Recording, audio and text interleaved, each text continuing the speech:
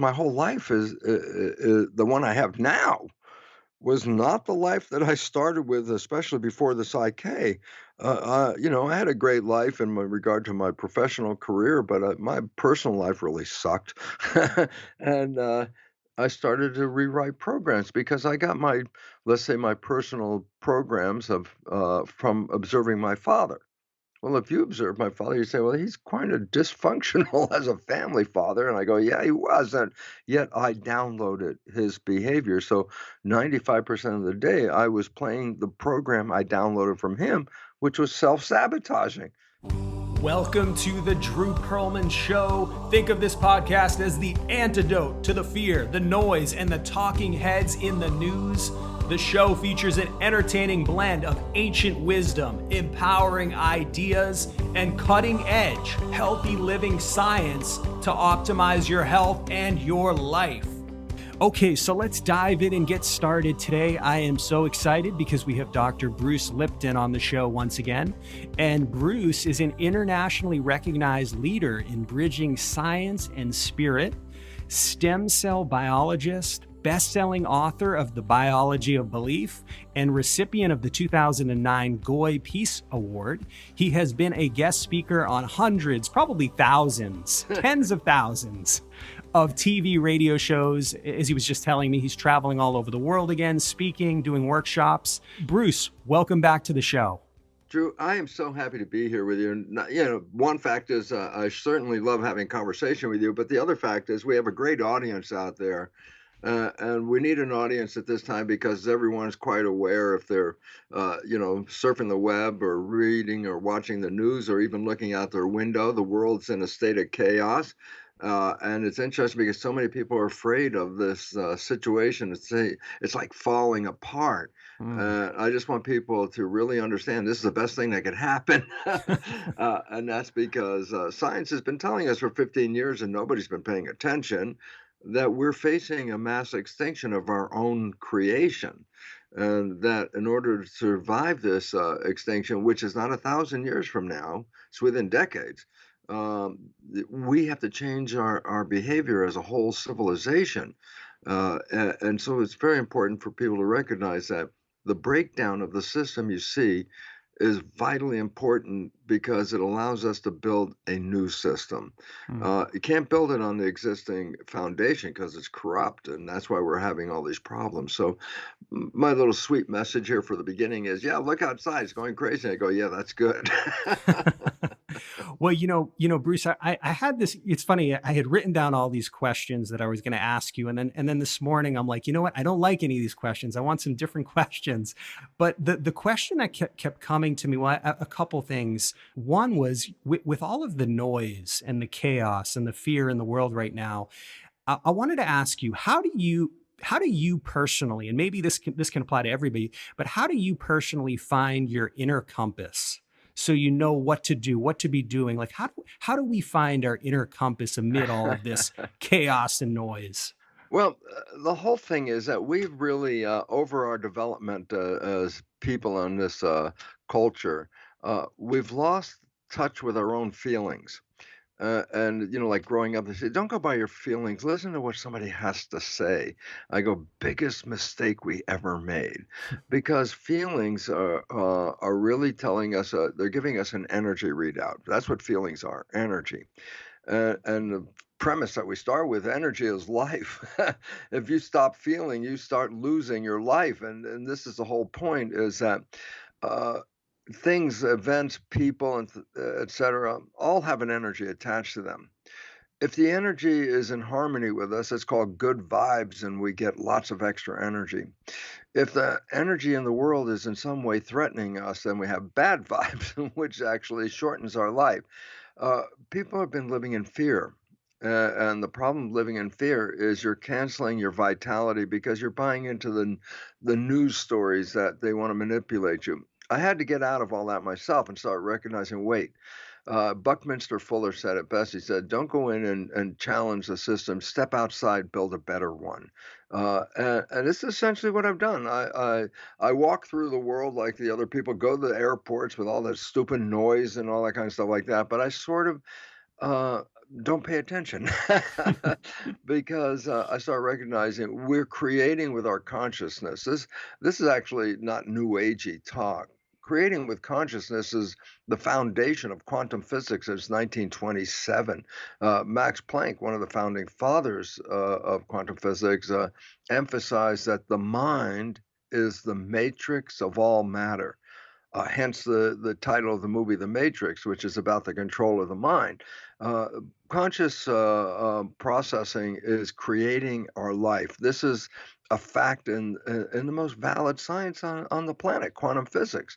Now we have to own it. It says, well, if I'm creating my life, then how come I'm not creating heaven on earth? And I go, oh, forgot to tell you that 5% of your life is the creative part where you actually get to create 5%. 95% of your life is actually not coming from the creative conscious mind, but is actually playing from the subconscious program. The subconscious is like a hard drive with programs. And we all got programmed in the first 7 years. This a very simple point is you have a computer, you get a brand new computer and you get it out of the store, and it boots up. If there's no programs in there, the screen lights up, but the computer is useless. So when we get a computer, the first thing we have to do is put in programs, read, write, web, whatever, and then you have access to the computer. So the mind and brain is a computer, supercomputer, in fact, but it also it boots up in the last trimester of pregnancy. A child's fetus's brain is actually beginning to work in the last trimester of pregnancy. The screen is on, and it starts downloading information at that point, which become programs. And the mind of an individual is in a state of hypnosis, which is referred to in electroencephalograph, EEG, where they put wires on a person's head and read their activity. Theta is below consciousness, and theta is hypnosis, actually. And the child is in hypnosis for 7 years. Significance is all of us got programmed because that 7 year was how do you program your brain's hard drive before you can use it as a computer. And the programs then that were installed when we were in hypnosis at that period run our lives 95% of the time. And then here's the big monkey wrench in the game, and that is this is that we download these programs by observing other people. So the programs in your hard drive subconscious mind didn't come from you, but they came from the behavior of other people. And psychologists give us an unfortunate fact about this, that 60% or so of the programs that we download before age 7 are disempowering, self-sabotaging, and limiting beliefs. And then I say, yeah, but unfortunately, 95% of our life is coming from those programs. So yes, physics says consciousness is creating our life, but we have to own in the state of human, the subconscious with its programs is controlling 95% of our life. And it becomes really difficult for people to get this. And the reason is the conscious mind is creative. Yeah, that's what I said. It can have imagination and then manifest imagination. Whatever you can think of, you can create. But what we have to recognize is that creative mind only working 5% of the day leads to the fact that the subconscious programs that we got before age 7, and most of those programs we don't even know, are running the show. And I say, well, wait, if I had a negative program in my subconscious and I was using it, I'd be aware of, well, this is bad behavior. And then the monkey wrench I was talking about is this, Drew, and that is that the conscious mind, which is the creative one and manifests wishes and desires, the things that we really like, that conscious mind can also think. It's like it can look out your eyes like looking out the window of a vehicle and see where you're going and drive you. Conscious mind can drive you on any trail you want to go. But unfortunate part about that is that the conscious mind can also think. And you say, so what? And I go, well, if the conscious mind is thinking, it's not paying attention to what's going on out, through the window of that vehicle, your life. So when you are thinking, your conscious mind is directed inward. That's where thoughts are found. But while you're thinking, then who's running the machine? And the point is, this is where subconscious becomes autopilot. When you are thinking, your consciousness is not looking out the window anymore. It's inside looking at thoughts. And so your biological vehicle, your body, is now being driven by the autopilot, the subconscious. Well, those are the programs you got from other people. I said, well, I would see them. I go, no, this is why. Because when you're thinking, you're not looking out the window. So you don't even see your own behavior 95% of the day, Mm. but other people see it. And then all of a sudden I say, well, if you have a program that is sabotaging you, other people are going to respond to that program. You have no awareness that you are even playing a program. And this is very hard because when we don't see we're involved and things don't work out, a logical conclusion of that is, well, gee, I wanted to be successful and it didn't work. So therefore, that person's responsible, and this person's interfering in my life, and that's interfering in my life. And then we take on the role of victim as if the outside forces are interfering with our life. And I go, well, the outside forces are just responding to the program. And this is where the whole issue comes down to it. And I say, what? Well, the story, I think we talked about it last time, Drew, very simply understood is this: you have a friend, you know your friend's behavior very, very well, and you happen to know your friend's parent. And then one day you see your friend has the same behavior as their parents, so you get all excited. You got to tell your friend, you go, "Hey, Bill, you're just like your dad." And I say, back away from Bill. I know exactly what Bill's going to say. Bill's going to say, "How could you compare me to my dad? I'm nothing like my dad." And people in the audience laugh because they all have that experience. I go, Drew, this is the most profound story for this reason. The reason why Bill can't see his own behavior is because he was thinking. And during the thinking process, his conscious mind wasn't observing what he was doing, but his outward behavior was just a direct play from the subconscious program. Well, he got those from his father. So when Bill's thinking, he plays his father's behavior, and everyone else responds to that behavior. And the only one who can't see it is Bill because he's thinking, so he doesn't see the behavior. But Bill sees the result of the behavior. At the end of the day, he wasn't successful. He didn't get what he was looking for. He was stressed out. And at the end of the day, in that mode, he's really seeing himself as a victim of outside forces. And the whole profound nature of the story we just said is Bill, playing his father's behavior, which was not supporting him, sabotaged him, and he didn't see it. Mm. And then I say, I guess this is the whole point of the story, Drew, is we are all Bill. Every one of us, every day, playing programs that we don't see because 95% of a person's daily life is in thought. And if you're in thought, then by definition, you are not observing what's going on, outside. And you don't observe your own behavior, which is then sabotaging you because that behavior you're playing came from other people. So Mm. I know I'm talking a lot here, Drew, but maybe I No. give one little analogy story. Maybe it'll make sense. And that is, most of you are old enough to drive a vehicle and been driving for a while. And I go, perhaps you've had this experience where you're in the car and you're driving somewhere, you got a passenger, and you get so excited in a conversation back and forth between you and the passenger, back and the passenger. And then at some moment, you look out the window and you realize you haven't paid attention for the last 5 minutes. And I go, well, a lot of people know that. I go, yeah, but here's what's important. You didn't hit anybody. You didn't crash the car. Everything is driving according to normal. I go, well, if you were in conversation, then your conscious mind was not paying attention to what was on the road. I go, yeah. So here's the conclusion of the story is I say, what was your conversation about? And you go, oh, we talked about this and this and this. And then the next question is, and what was on the road during that 5 minutes? And all of a sudden there's like, no, I have no idea what was on the road. And I go, yep, that was when the automatic pilot was driving your vehicle. You didn't even see what was going on. The subconscious was driving the car, and your conscious mind had no awareness of it. Was your driving good or bad? I go, you have no idea. You weren't even there paying attention. So most of us, and this is the valid nature of science, says 95% of our life is in thought. then that means clearly, just conclusion is simple, 95% of your life is being programmed by the downloads you got in the first 7 years. And if those downloads don't support you, then 95% of the life you're sabotaging yourself and you're the only one that can't see it. Mm. And so this is the whole important wake up. And I guess because I know the questions that come following this is very simply this is, oh, what programs did I get when I was being downloaded with programs before age 7?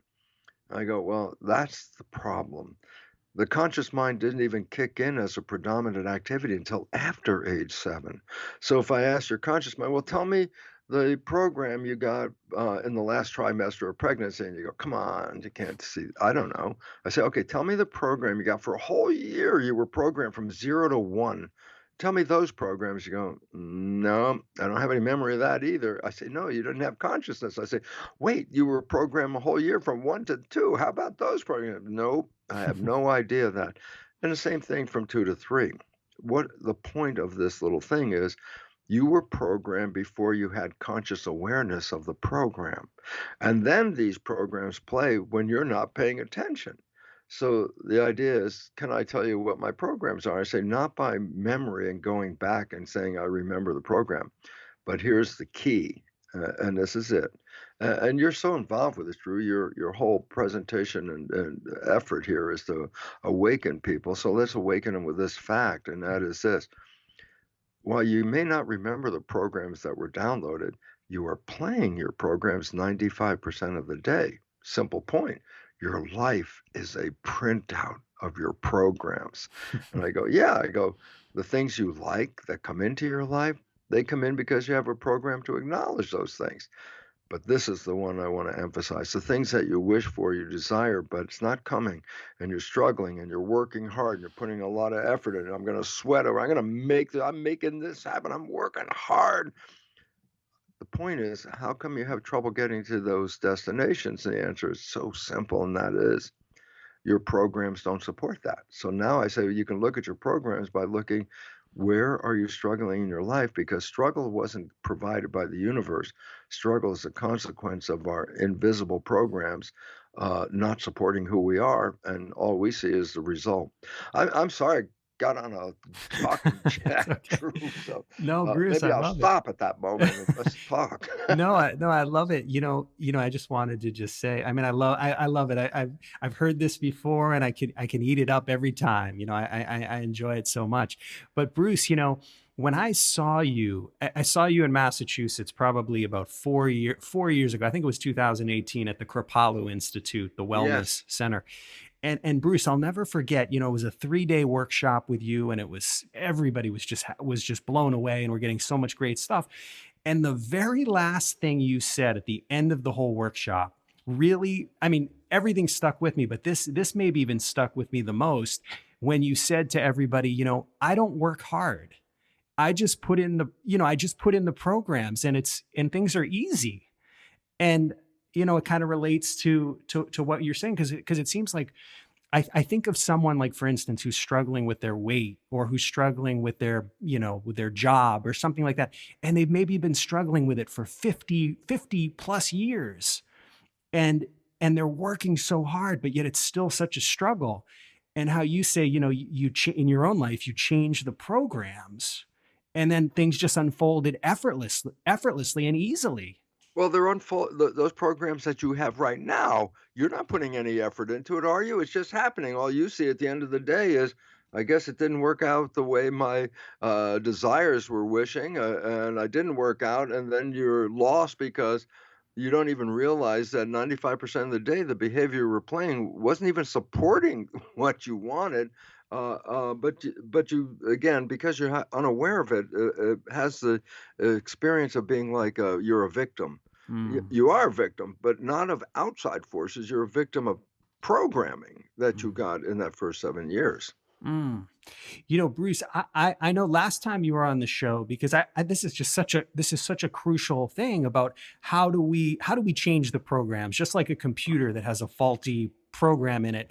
but we're the computer. And last time you mentioned self hypnosis, you mentioned repetition, but you also mentioned something that I'd love for you to explore a little bit more is energy psychology and Psych K in particular. Maybe if you could tell us a little bit more about what energy psychology is all about.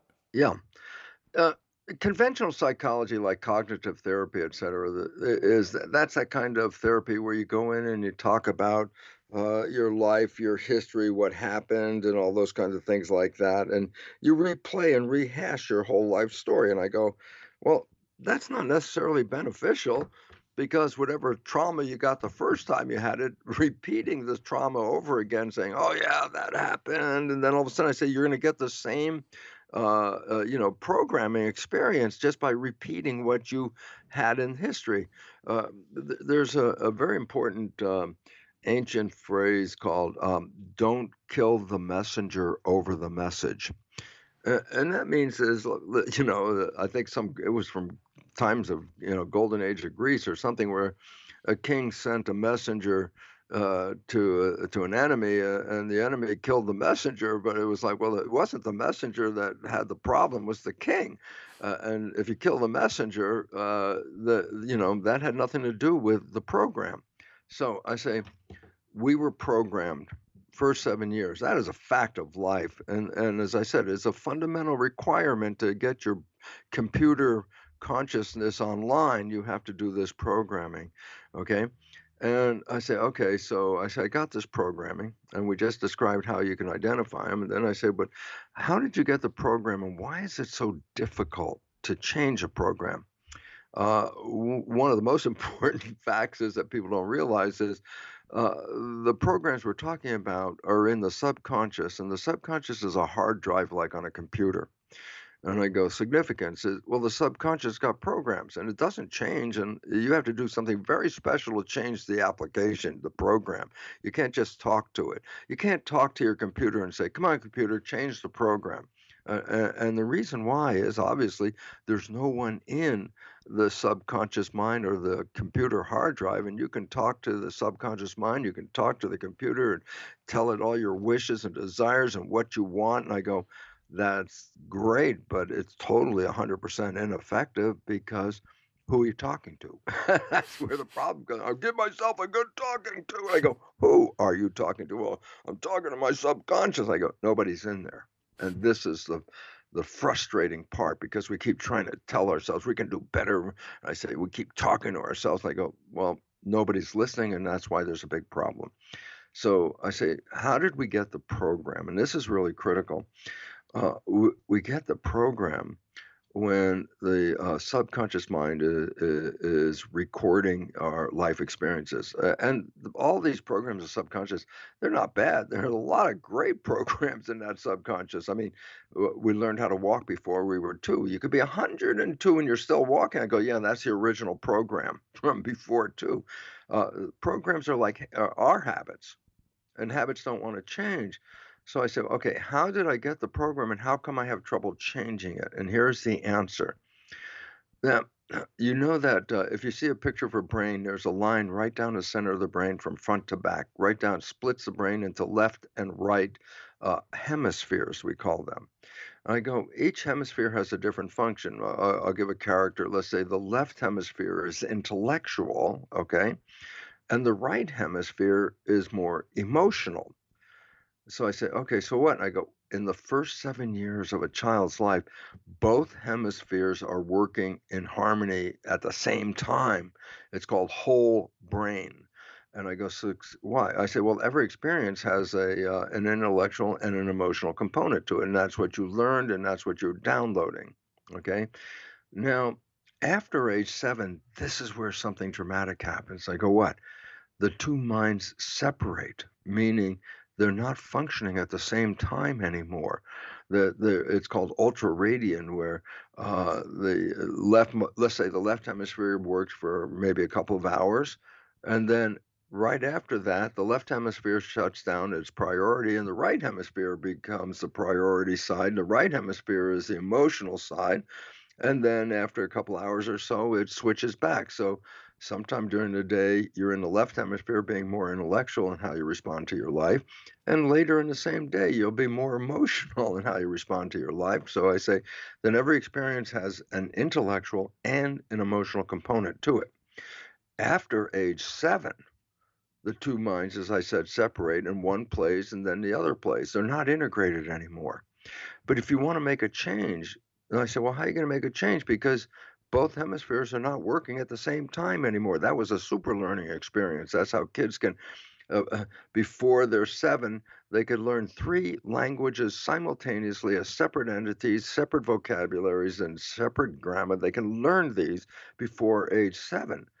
But try and teach one new language to a child after age 7, and then you start to see it's very much more difficult to do it. And that's because after age 7, the hemispheres are now not working in harmony with each other. They're separate. So I say, well, if you want to get back again to a quick download, then you want both hemispheres to work at the same time.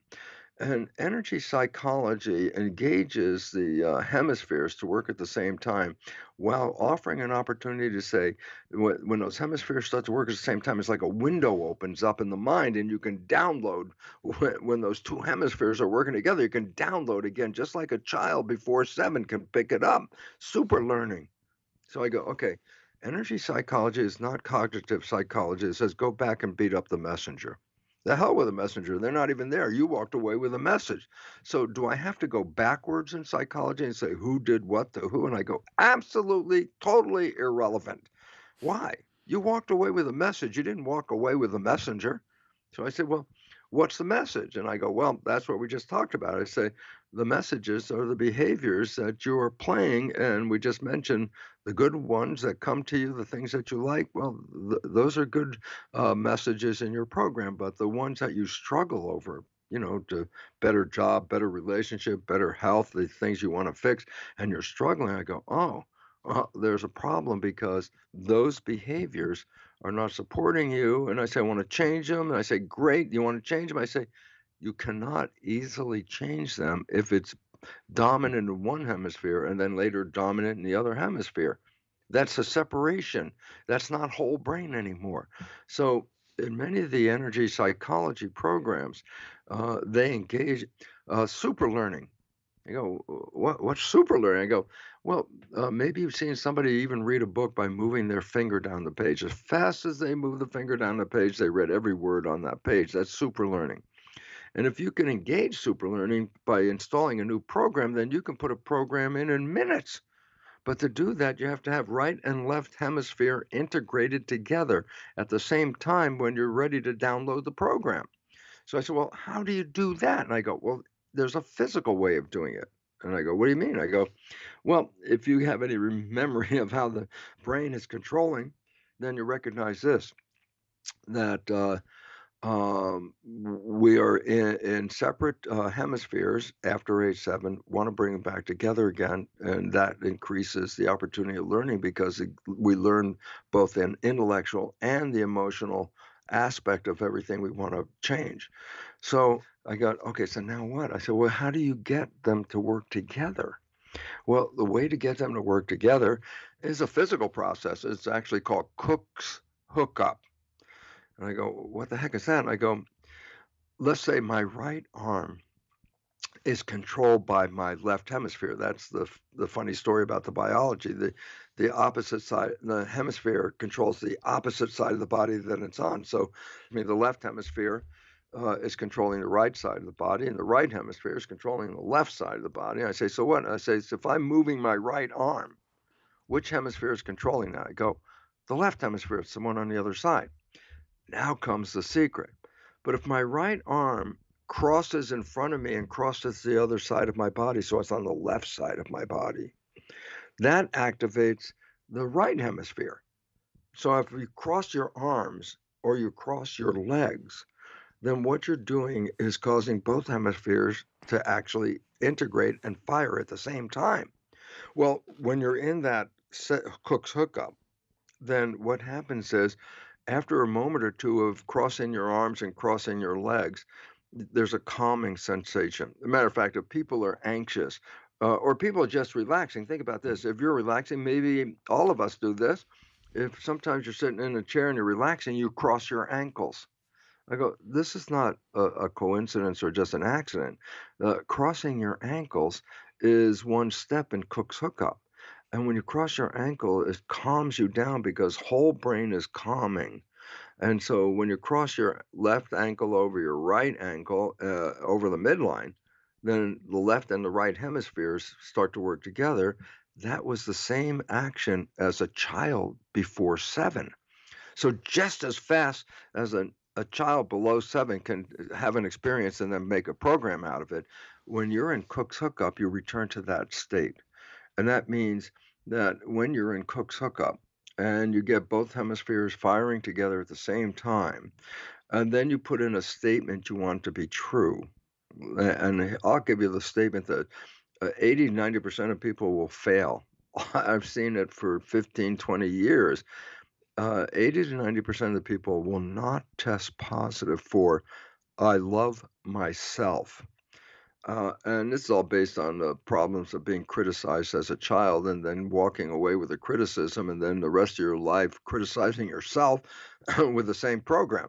So basically, it really gives us an opportunity to say, well, what if I get back into that whole brain state? And I say, now you can rewrite a program because whatever you're going to put in to your mind while you're in Cook's hookup, you could say to yourself, I love myself. And it's interesting, very simple experiences. Let's say you're in Cook's hookup. We tested whether you love yourself or not. There's a little sidebar for our audience right here. Testing. I say, how do you test? I go, here's a simple point. The conscious mind is creative. The subconscious mind's got programs. Okay. I go, so the conscious mind can say anything. It's totally creative. I have 2 heads. You can say that. But the issue is then the subconscious mind tries to verify that statement by looking at its programs. If the subconscious mind does not support that program, then guess what? The 2 minds are no longer in harmony. I go, so what does that mean? I say, well, the subconscious mind controls all the muscles of the body. It's a supercomputer. It's got powerful control to control all the muscles. I go, so what? And I say, if the subconscious mind is not in harmony with the conscious mind, then the subconscious mind's function is weakened. And I go, so what? I go, but that means the muscles get weakened. So when you're doing what is called kinesiology muscle testing, you can use any set of muscles in the body. I mean, most people use like put your arm out and then try to push on the arm, push it down, and have the person hold still. If the statement they make is in harmony with them, then the conscious and subconscious agree with the statement. The muscle is hard as a rock. You're not going to move it. But if you make a statement such as, I love myself, and the subconscious doesn't agree with that statement, the muscles get weak. So, first thing is this: how do I talk to the subconscious? The answer is you use the muscles as a test. You make a conscious statement, and then you see if the subconscious agrees. By if the muscles stay strong, the subconscious got a program agrees with that. But if the muscles go weak, subconscious says no. So we do the test. You say, I love myself. You put you have your arm out, and somebody's going to do muscle testing by pulling down on your arm. There's a bit of procedure to do this, but right now it's just say we're muscle testing, pulling on the arm. You say, I love myself, your arm drops. And that means your subconscious doesn't agree with that. So I say, now what? I say, if you can get the subconscious and the conscious back into hemisync, it's hemispherical synchronization, where they're working together again. And then you sit there in that Cook's hookup and you say to yourself, I love myself. Well, if you failed that test when you first did it, and now you're sitting in Cook's hookup and you say, I love myself, there's going to be like a static in the body. It's not going to be accepted very easily because the subconscious doesn't agree with it. So I say, what do? You sit in this posture, you say, I love myself. I go, great. But then you feel, what is the body saying? It's not easy with it. Okay. I then say, guess what? Say it again. I love myself. Wait, experience what the body is saying. How does it feel about it? And you sit there in that Cook's posture.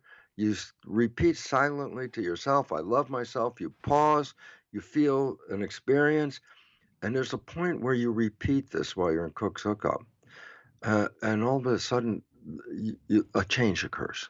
I can give you it's personal for each one Mm. but I can tell you my personal change is when I'm putting in a program and, I'm repeating it and then waiting and then repeating and waiting it. After a number of repetitions, uh, my mind goes, "Oh, okay, bored." My mind gets bored, no feeling, neutral. I'm bored. And I say, "Oh, that means maybe my subconscious has now accepted this program." Mm. So the next step in the process is, well, let's do the muscle test again. So you stand up, you put your arm out, you say, I love myself. If that program, which you were just putting in by repetition, it takes effect, guess what?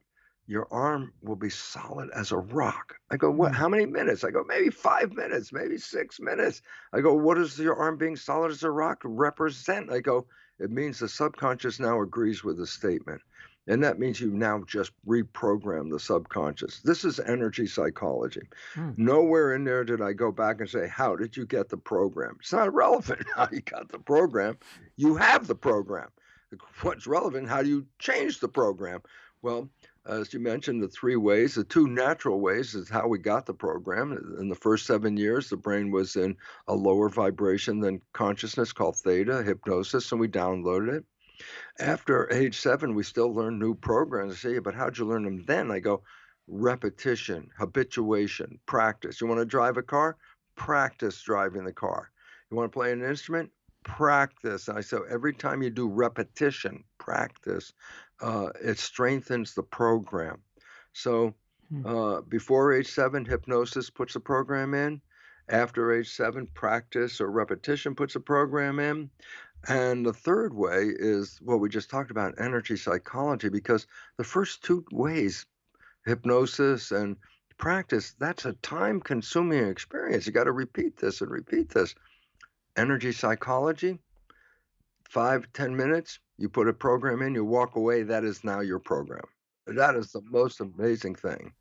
That's amazing, Bruce. I was going to actually ask you that, like how long. So the program is now in there. I love myself, or whatever it is, and Yes. it's there for life, right? Or Right, until you change the program. So that's the oh, beautiful part. You can put in a program, and later if you say, "No, I didn't get that exactly right. I wanna change the program." I go, "Great, then change it again." mm, See, so, the whole life we're open to, rewriting programs until we get it to work the way we want it. mm, that's beautiful.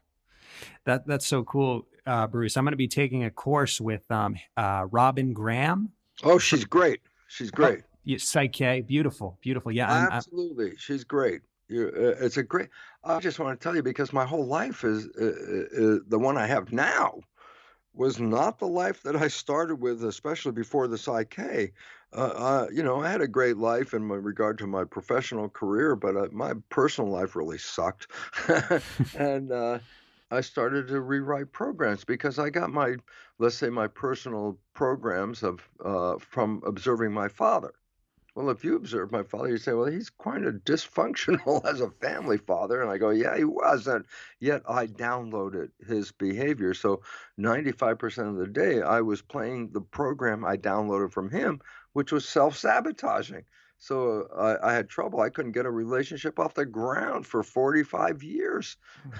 So it was changing that programming I got from my father. And how did it change? Well, as we talked about previously, I'm with my partner Margaret. I met her at 50. We both understood the nature of programming. We both then took the opportunity to reprogram any behavior that showed up out of the subconscious that wasn't helping our relationship, replaced them with loving programs. And I've been on a honeymoon with Margaret for over 25 years right now. That's why I wrote mm, the book, The Honeymoon Effect. A guy who couldn't get a relationship off the ground is celebrating a honeymoon every day, 25 years. It's an amazing experience. That's amazing, and it's so hopeful. Well, Bruce, I'm 48, so Oh, you got time yet, Drew. You're working on it. I'm right in the same ballpark. Okay, so I'm going to start a Psych-K course, yeah, in a couple weeks. So I'm very excited. I like the Psyche process because you reprogram. And I say, well, can I see that reprogram? Do I experience that reprogram? I go, if we reprogrammed, a person has let's say, a phobia about spiders, okay? And I say, let's reprogram. So I'm not afraid of spiders, or so, you actually put, I like spiders. It's actually the positive present tense. That's what programs have to be. They can't be future like I will like spiders or something like that, or I will heal myself. Because if you make a recording of that, and I say, today I wrote, here's what I recorded today. I will heal myself from cancer. I said, great. Now I said, let's come back next year and let's hear what that program says. And you push the program into place. I will heal myself from cancer. I go, oh, you're still willing to heal, but you haven't done it. I go, yeah, because the program didn't say I have healed myself. It says I will heal myself. Mm, So I'm always in will. The point about it is you have to make the statement positive present tense. I am healthy. I am lovable. Whatever it is, as if, you have what you have right now. If you do this with a phobia like a spider, and you say, I love spiders, before you did this balance, the spider would freak you out. Immediately after you do the balance, you could bring a spider into that person, and their behavior will be completely different mm, than their behavior 10 minutes earlier. Okay. mm, And I go, well, yeah, because I can give you the stimulus and you can make the response. But let's say I am lovable, and you're looking for a relationship. I go, well, I just balanced. I am lovable. I just got out of the balance. I'm not in a relationship. What do I have to do? I have to go out and find a relationship.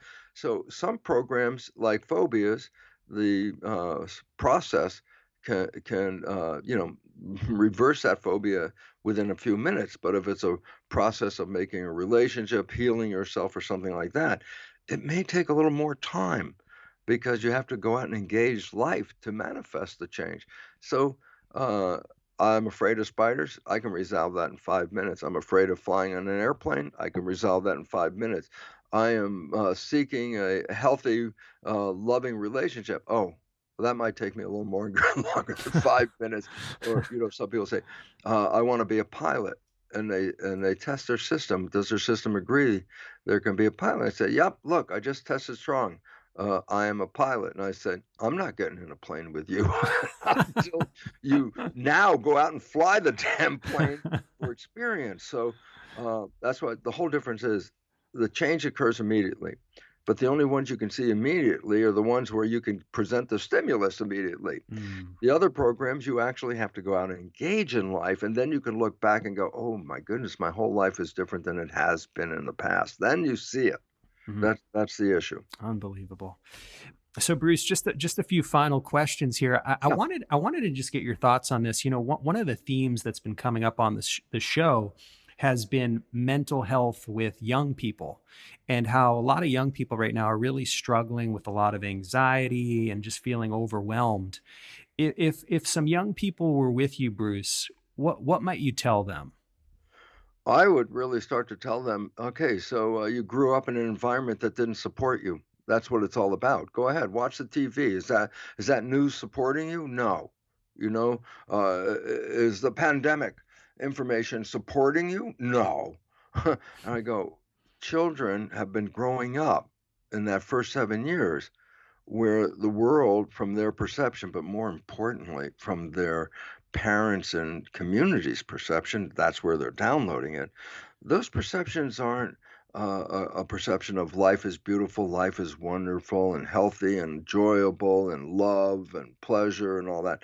Those aren't programs that are coming into these kids. These kids are like, life's a struggle. It's not working, not enough money. I can't get health care. I'm concerned if I can pay the rent. I say, these are fears. And if a child grows up in fears, then guess what? Their programs are all fear related. And I go, so what? And here, so let's put a cap on this for this point. And I say, what do you mean? So I have fears in my thoughts. I go, people don't recognize that our thoughts are not contained in our head. I go, what do you mean? I said, well, we can read your brain activity by putting wires on your head, electroencephalograph, and I could read your brain activity. And a lot of people think, yeah, that activity is going on inside my head. There's another device to read brain activity. It's not electroencephalograph, it's called magnetoencephalograph. It reads brain function. But the most important point is in magnetoencephalograph, I'm reading your brain function with a probe that doesn't even touch your body. It's outside. It was, wait a minute. The probe is not even touching me. It's outside somewhere and it's reading my brain function. Yes, and the point is profound because it says your thoughts are not contained in your head. Your thoughts are broadcast into the field. I go, so what? And I say, famous quote from Albert Einstein, most famous and most important quote. The field, which is the energy, which includes our thoughts, the field is the sole governing agency of matter. It says, oh my goodness, then the material world is really controlled by the energetic world. And I go, yes, it is. That's a fact of quantum physics. And I go, yeah, but the energetic world includes our thoughts. I go, yes, that's true. And this is where quantum physics says, yes, your thoughts are manifesting your world experience because your thoughts are being broadcast into the field. The significance is thoughts are energy vibrations. I go, yeah. But if two energy vibrations are in harmony with each other, it's called resonance, and they can empower each other. Two low vibrations in harmony can come together and increase the power of the vibration. That's called good vibes. It's also in science called constructive interference. And I go, so the point is this. Your thoughts are vibrations. They're going out in the field. If your thoughts are of love, then what's it going to resonate with? Any energy associated with love. If your thoughts are about fear, this is the problem, then you're broadcasting thoughts that will not activate love because that's not the same resonance. If you're sending out fear thoughts, I say, well, what does that resonate with? What is that harmonic with? I say, something to be afraid of. That you put out a fear thought and something that to be afraid of will show up in your life. Why? It's resonance. If I send out a love thought, then hopefully the resonance brings love into my life. If I send out a fear thought, equally powerful, it will not bring love into my life. It'll bring fear into my life. And then we go back, yep, exactly what quantum physics is telling us. Our consciousness is manifesting this experience because our thoughts, our consciousness broadcast into the field will only activate those things that are in harmony with that vibration. And I say there's profound difference. People, I think, love and hate are opposites. I go, no. Love and fear are opposites because hate is a strange form of love. I go, what do you mean? I say, to hate somebody, you have to hold on to them. If you want to hate them, you got to hold them and say, I hate you. If you're fearing something, you don't hold on to it, man. You go completely the other way. So the opposite of love is fear. You send out love vibrations, it resonates with things that represent love and harmony to you.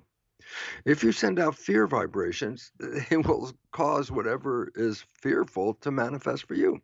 Simple point. A mugger hides in the shadows and everybody's walking by. And I go, what is the mugger doing? He's reading the brain activity of the people walking by.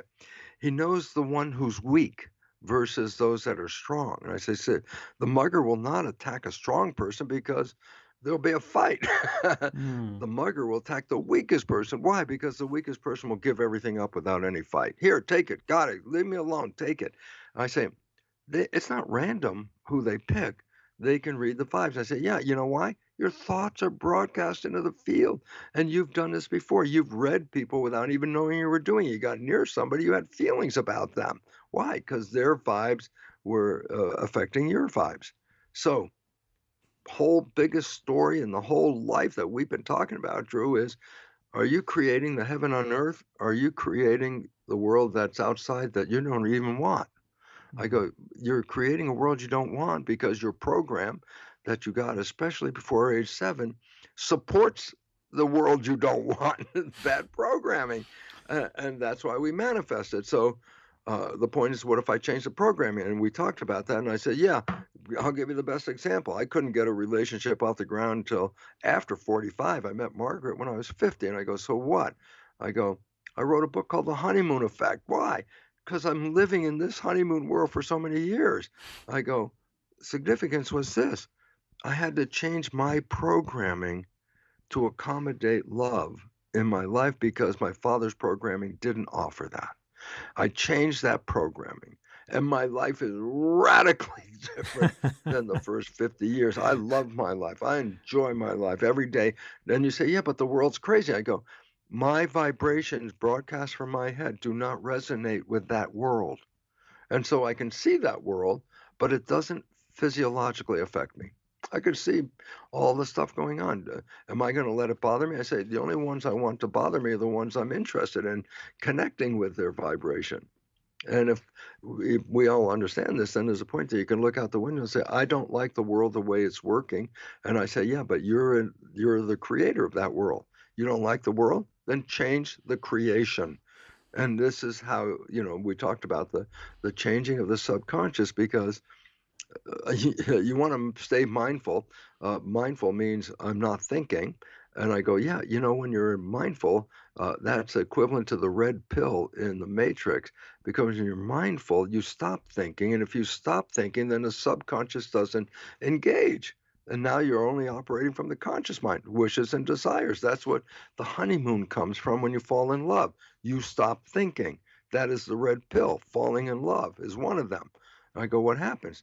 You stop thinking. And I say, then what? You're not playing programs. Then what? You're operating from the conscious mind. And what's that? Wishes and desires. So all of a sudden you understand, when two people fall in love, neither of them is going to play their programs. They're going to play wishes and desires. Wishes and desires is the manifestation we call the honeymoon effect.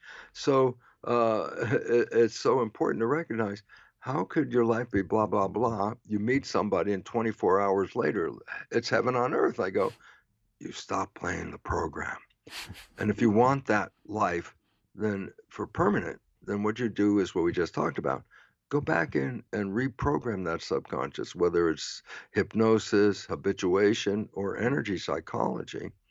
Rewrite the program and your life will change instantaneously. And that is a fact. Bruce, thank you so much, my good man, my good friend. Hey, Drew, I'm so happy to have this opportunity to speak with you, because I really, really support everything you're doing, because you're part of the community of uplifting the consciousness that is necessary at this pivotal time in human history, where the consciousness we've been operating from is causing our own extinction. The only way out is change the consciousness. And I just wanted to acknowledge that your program is profoundly important to wake people up and say, stop being victims, folks. We are creators. And if it's a victim you experience, it's not you, it's your program. And this is going to help us evolve to not just survive, but to thrive on planet Earth. Oh, beautiful. Thank Bruce, you. People that want to learn more about you, your books, your work, your workshops, where should they go to find you? Very simple, brucelipton.com. There it is. There it is. And there's so much on there. And I highly recommend that you get the free newsletter. Every month there's a newsletter. And my nephew, the videographer, Alex, we create these videos. They're usually very fun, edutainment, laugh and learn videos. Well, Bruce, speaking of laughing, the last episode we sang "All You Need Is Love," and I, "Here Comes the Sun" is one of my favorites, and I'd love to just sing a few lines with you, because it's been sort of a long, cold, lonely winter, and we need that sun to come back.